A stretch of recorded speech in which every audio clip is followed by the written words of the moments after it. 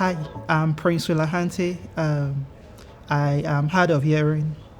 I also have mobility impairments and I am dyslexic as well. Yes, it's very important because it's never the right thing to have an assumption and stick with your assumption when going into research. It's always good to hear firsthand from diverse people with diverse disabilities to be able to gather original opinion from them and from their lived experience, as it will help to ensure that they can give informed opinions to you that would enrich the research. On a personal level, I've found myself in the past going to research on a set. So in my master's study, I limited the scope of my research in trying to identify why adults with lower limb disabilities like myself barely cycled in a city like London, where cycling is an option and we have so many adaptive cycling options. And so one of the mistakes I made was because I limited the scope when I put out a survey in trying to get some insights from adults with lower limb disabilities, it affected the richness of my what I was trying to gather out there in terms of the feedback I got. And if I had expanded it a bit more to be able to hear from others with other lived experience of not just with the lower limb disabilities but other impairments, those who care for those with lower limb disabilities as well, it would have enriched it a bit more. So yes, so in my view, it's always good to gather as much as you can from everyone, not just one cluster of disability, but every cluster as much as possible. Have you been involved in contributing to co-design or as a research participant? In the past, I've been involved as both a research participant and lead researcher.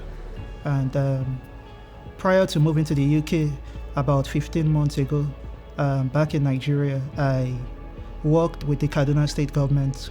And in that position, I tried to make recommendations to improve accessibility for residents of the states with disability. And so using my own lived experience and speaking to the different clusters, different communities of disability groups. So back in Nigeria, we have associations of the blind, association of the deaf, leper association, which is those with physical impairments. And so I was able to gather these groups, and I did not look at it from the angle of a lead researcher. So I came under my cluster and then got members to all come together. So we all try to come up with what the barriers we were facing were as regards accessing services the state government was providing to the residents of the state, and how they were excluding those with disabilities in different formats. And so in that respect, there were a lot of things that we were able to find. And one of the findings, for example, was how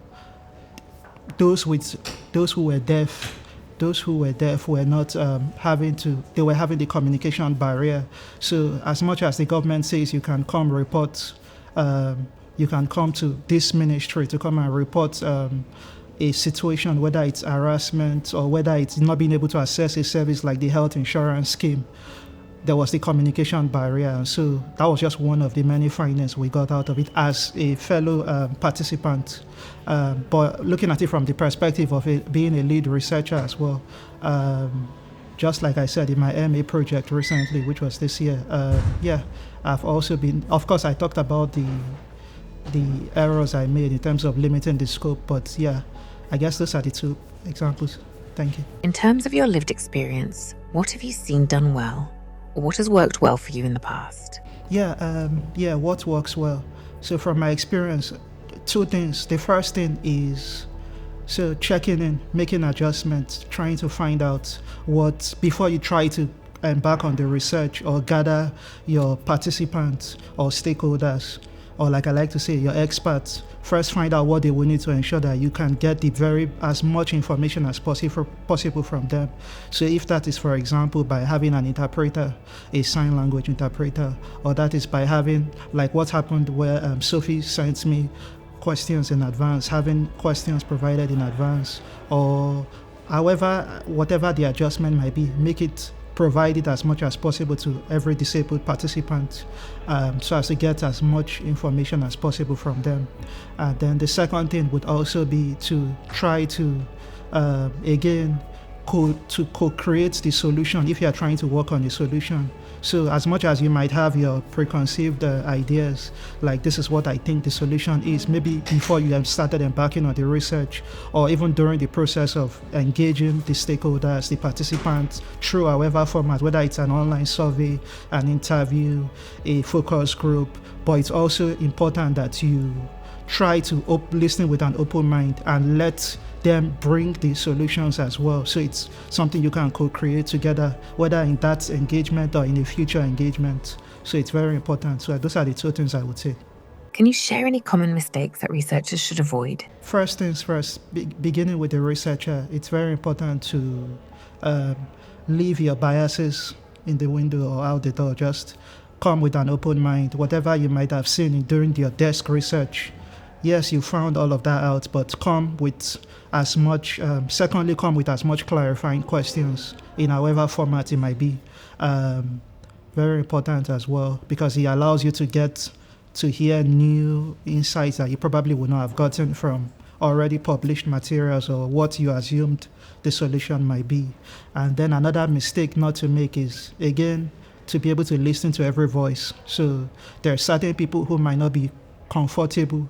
If, for example, you set up a focus group, some people might not be comfortable sharing in that group. So if there's a way to reach out after through an email, through however other platform, you can try to do that, because you want to ensure that no information or there's no gap that you've not filled. So you want to ensure you reach out as much as possible. Yes, and then the other thing is just to see every disabled participant as an expert. Very important, because nobody knows about anyone's condition better than that person themselves. So, and most of the time, that can help inform that disability cluster in terms of what you're trying to get through in terms of your research. So, those are the 4 things I would say. Is there anything else researchers should be mindful of when working with the disabled community? I would say sometimes, especially in the day, you have to have, or again, depending on the format of what how you're trying to get this information in your research, you have to always leave room for unforeseen circumstances as well. What I've found both in Nigeria and here in the UK is you can plan. For instance, I don't know if this is part of the recording, but I showed up later than I should have. There's some room there should be room for, okay, that some things could go wrong or some things might not. So try and make backup plans, or try and reach out and try and find out, like Sophie did, to reach out to me to find out where I was and how I was. So that's one.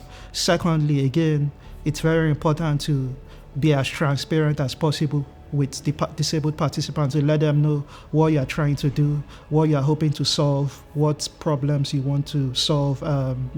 Let them know, because then it will allow them to really open up and share as much as they can. And I guess those are the things I would say. Do you have any final tips or recommendations you would like to share? Yeah, again, it goes back to transparency. So the more transparent you are, and the open line of communication you have to those who participated, those you intend to get to participate, the better. Because, for instance, you could have, if you had a focus group and there was something else that was not, said, or maybe the person forgot, because that's another disability in itself. They could also reach out like, hey, and this happened to me, by the way, when I engaged one expert in September. He did come back to me and reach out to me about somebody else to speak to and what he omitted. So what happened was, I tried to work on cycling, and I spoke with someone at Brompton, who then referred me to someone at Bike Works, who then referred me to someone at Wheels for Wellbeing. So it was just these connections that kept forming, not necessarily from the angle of forgetting, but from the angle of they knew what I was trying to do and the help I would need to get it done, because I've been transparent with them and they were able to provide resources. So I guess being transparent, open communication, and it helps, because ultimately it's a large community. You want to be able to get as much to enrich your research from every disability cluster, every expert, every stakeholder. So